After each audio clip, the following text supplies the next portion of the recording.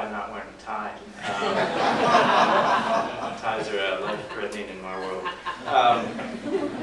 I thank you, Dr. Friedman, for the introduction, and I want to thank Senator Carper and the congressional delegates for supporting this very important act. The passage of the FDA Safety and Innovations Act is an important step along the journey to improving safety and efficacy and availability of drugs and medical devices. And this act addresses issues that are critical to many patients, but I think particularly critical to our nation's children who continue to be some of the most vulnerable patients. And I want to focus on the PREA aspect of this and the drug shortage aspect of this act.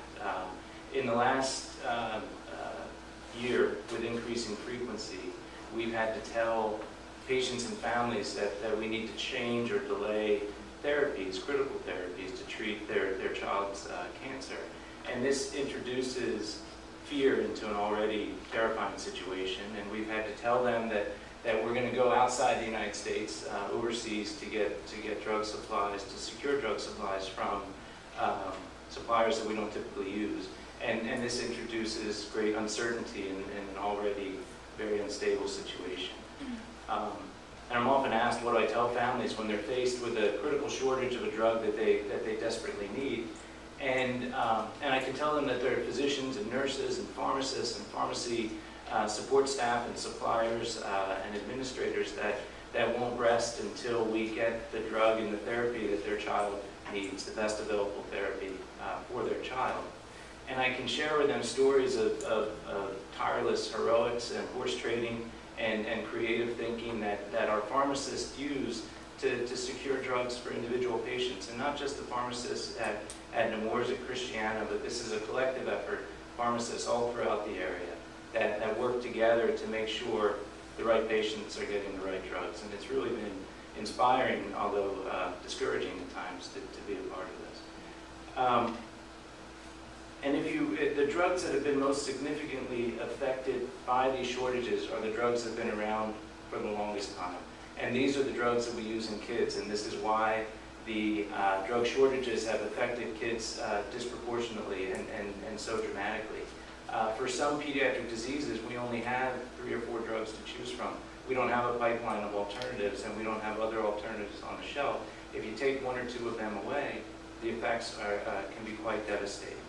So, as a clinician and as a scientist, I've dedicated my career to finding new drugs for pediatric patients.